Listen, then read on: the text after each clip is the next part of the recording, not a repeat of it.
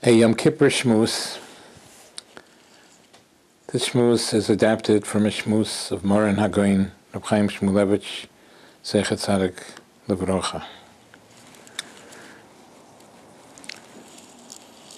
The greatest test that Avram Avinu had was the Nisayon, the test of the Akedah, where he was willing to do the will, Avram Avinu was willing to do the will of Hashem. And even if it means to have to slaughter his own son, if that's what Hashem wanted, Avram Avinu was willing to do it and eager to do it. And the question is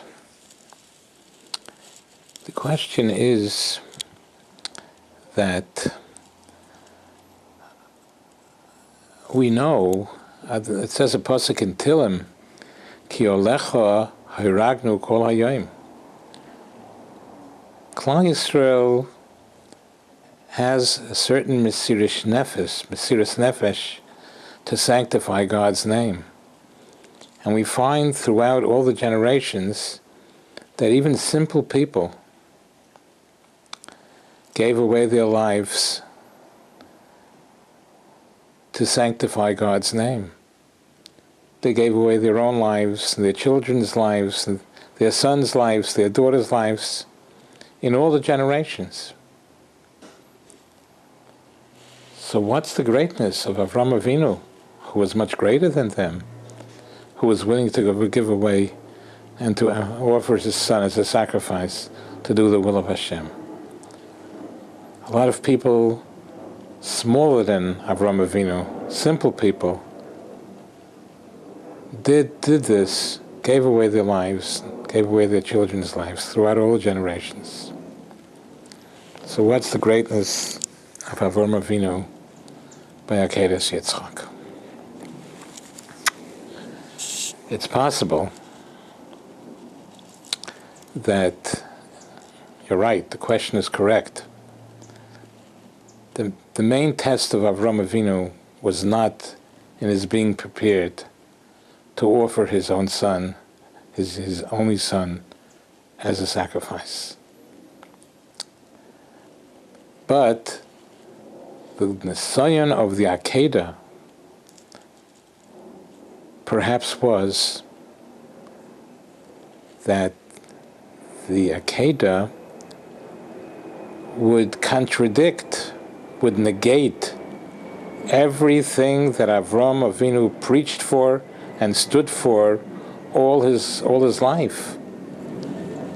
Avram Avinu was preaching to them, don't worship idols, only worship Hashem. Don't worship idols who sacrifice their children la molech, to that avodah zarah. Don't be like them.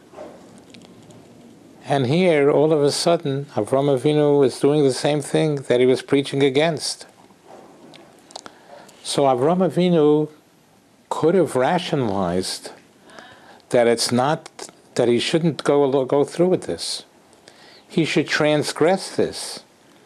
Avram Avinu could have rationalized, don't listen to Hashem here, because listening to Hashem here would chas v'sholem be a desecration of God's name. It'll be a chil Hashem for the great Avram Avinu, who preached all his life, don't sacrifice your children la molech, to the avodah zarah. And here Avram Avinu is doing the same thing. It would create many contradictions. And Avram Avinu surely could have thought, I'm not permitted to listen to Hashem in this instance, because it'll be a chil Hashem to listen to Hashem. Or Avram Avinu could have said, and could have rationalized, not like we just said, that he should transgress the word of Hashem, but maybe he could have taken the words of Hashem and and explained the words of Hashem with a different intention, with a different kavanah, with a different understanding, so that he shouldn't have to go through with this. He could have rationalized, he could have made cheshbonos that it's not the right thing to do to kill one's own son. But Avraham Avinu's greatness was, and this is the main test of the Akedah, which he overcame. And he said, as the Gemara says in Sanhedrin, V'ani bitumi elech, I don't know from anything. I'm doing what Hashem said. I don't want to have cheshbonos that if I do what Hashem says, it's going to be a chil Hashem. Or Hashem's words, which he told me explicitly to bring your son up as a korban, the Hashem must have meant something else. He didn't. He accepted what Hashem said without cheshbonos, without rationalizations. And that's the message of the Akedah. That's the message of the Akedah. Sometimes we know we have to do things, sometimes things are very difficult. Sometimes it's difficult to do exactly what the halacha requires.